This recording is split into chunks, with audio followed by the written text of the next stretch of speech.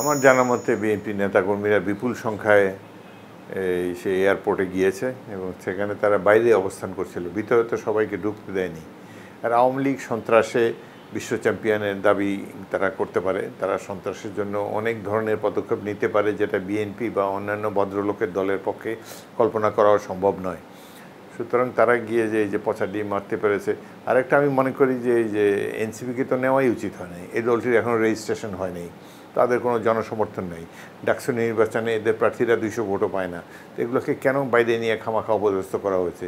এই পচা ডিমটা ওই এনসিপিকে লক্ষ্য করেই মেরেছে। যদি এনসিপি প্রার্থী সেখানে না থাকতো তাহলে তো পচা ডিমটা খেত না।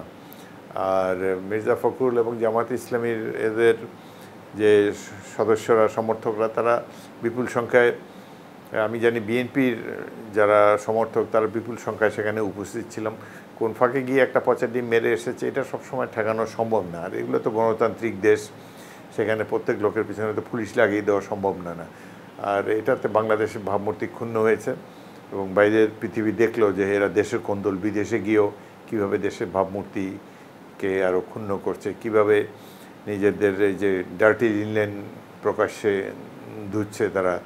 এগুলো না করলেই বাংলাদেশের ভাবমূর্তি ভালো থাকতো বলে মনে করি। এবং আওয়ামী লীগ এই ধরনের সন্ত্রাসে অভ্যস্ত, তারা দেশকে তো ধ্বংস করে গিয়েছে, এখন বিদেশেও তাদের ধ্বংসলীলা দেখাবার জন্য তারা তৎপর। আমি তো মনে করি যে বাংলাদেশে যে দূতাবাস রয়েছে নিউ ইয়র্কে, তারা ব্যর্থ হয়েছে। তারা সরকারকে উপলব্ধি করতে পারে নাই যে প্রত্যেকের ডেলিগেশনে প্রত্যেকটি সদস্যের জন্যেই এখন নিরাপত্তা প্রয়োজন, কারণ একটি সন্ত্রাসী দল নিউ ইয়র্কে এবং লন্ডনে নানান ধরনের সন্ত্রাস চালাবে এবং নির্বাচনের আগ পর্যন্ত বা নির্বাচন হওয়া পর্যন্ত বা নির্বাচনের পরেও আওয়ামী লীগ সন্ত্রাস ছাড়া, এটি একটি সন্ত্রাস নির্ভর দল, তারা সন্ত্রাস চালিয়েই যাবে।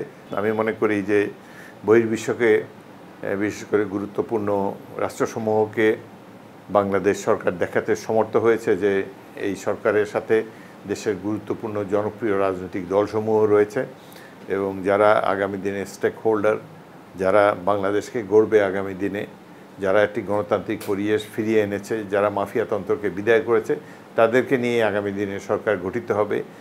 এই সদিচ্ছা বা এই সংকল্পের কথা পৃথিবীব্যাপী ছড়িয়ে দেওয়ার জন্যেই এই রাজনৈতিক দলের সদস্যদের নেওয়া হয়েছে। এটি একটি সঠিক কাজ বলে আমি মনে করি।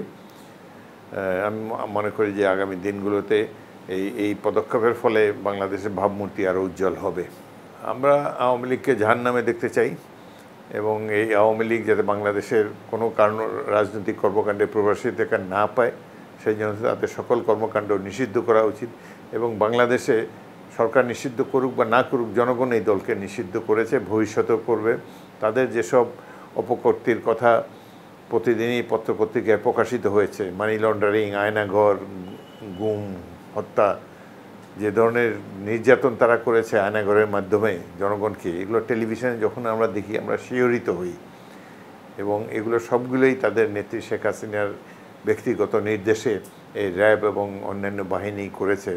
সুতরাং বাংলাদেশে তাদের আর প্রবেশাধিকার থাকবে না, বাংলাদেশের জনগণ তাদেরকে কখনো স্থান দেবে না।